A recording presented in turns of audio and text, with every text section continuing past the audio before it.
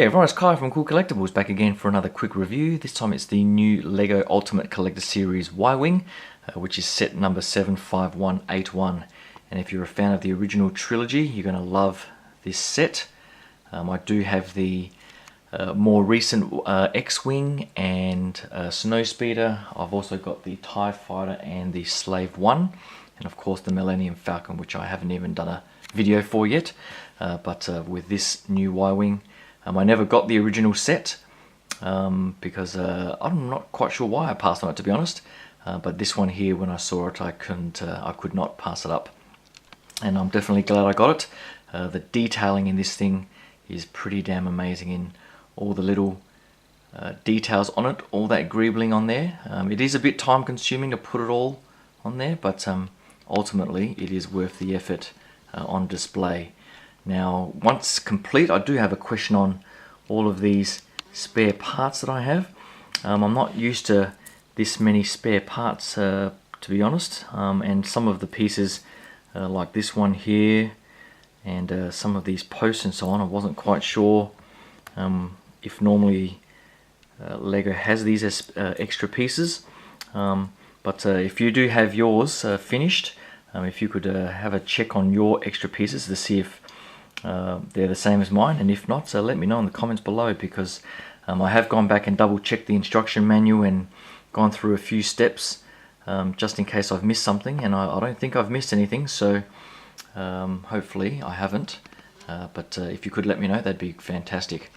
And once it is complete, it does look sensational on display. Now I guess with this display stand, I do have it on the banking angle. You can have it sort of raised back up straight like that if you want, but I do like having it sort of facing down just for a bit more of a dynamic sort of stance. And overall, I do like some of the techniques. I'm not a big LEGO builder, so some of the techniques were new to me, and some of the new pieces as well I haven't come across. So all of these veins and things like that at the back here, which is a bit dark to see, but all of this sort of section here, the way all of this sort of thin mechanism here is put together was quite good. I do like how they did this ending at the bit here with these pieces, so everything sort of clips in a pretty ingenious way. Similarly up here as well, so I think the design did a fantastic job in putting this together. The standout as well for me is this whole center section. I actually thought it was going to be quite flimsy, but I think the sturdiest part of ended up being this whole middle section. So there's nothing hollow in there or anything like that. It is put together very sturdily, and I like how these wing sections all sort of fit in as well. So the wings and how they connect, there's no sort of flimsy bending or anything like that, and the detail that you can see there is pretty damn awesome. I love the way they've used these sort of brown tubes and posts to add that extra bit of piping detail and a bit of splash of color, and I think they were pretty accurate to the movie models as well. One thing I didn't get quite right were these stickers, for example. I hate the way LEGO does stickers. I don't know why they can't just tamp these on. I left a little bit of a gap in here between the yellows, which I guess isn't quite accurate, but I wasn't going to try and tear them off and try and put them on again. And the edging here on the cockpit window also has some stickers, which is disappointing.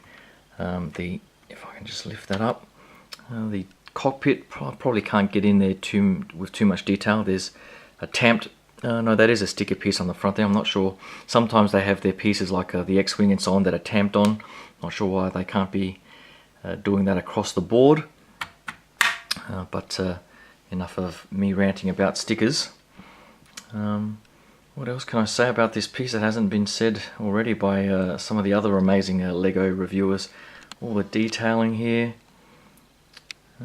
I guess the new minifigs, I'm not sure if the minifigs are unique to this particular set. You get the droid here, which Looks quite. I don't know what the droid's name is, to be honest. I think it's in the instruction book, but I do like the silver paint app, and that came up pretty well. And the pilot here, I'm not sure if the pilot is a true representation of gold leader or not, but the sort of patterning on his flight suit looks pretty good. I'm not sure if it's a reuse or if it's new to this particular set, but overall I do like the detailing on the helmet and so on. So that is pretty much it, really. If you're familiar with Lego builds, I think they use some of the Technic parts, but that I'm not too familiar with. And so overall the build was pretty interesting. I did get a bit repetitive towards the end with these two wing sections, but this whole middle section was probably the best part of the build. I guess, you know, sometimes I thought Lego were using some techniques that really aren't immediately obvious once the build's finished. And I think they just did that just to keep the build interesting, I think. Otherwise, it would have been a pretty boring build. But just some of the pieces they used and some of the building techniques was quite interesting. So good for fans like me that only get the odd piece here and there. And it'll look fantastic next to the X-Wing. I don't think the scale is in perfect scale with that X-Wing. I think the X-Wing was true minifigure scale, whereas this one here I think is slightly larger, similar to the Snowspeeder. So just keep that in mind if you do like your scale. But either way, it's going to look fantastic on display. So hopefully you like that quick look. Hopefully you can click that like and subscribe button and stay tuned for all the other things I've got coming up for the rest of the year. So thanks again, and I'll talk to you guys soon. Cheers. Bye.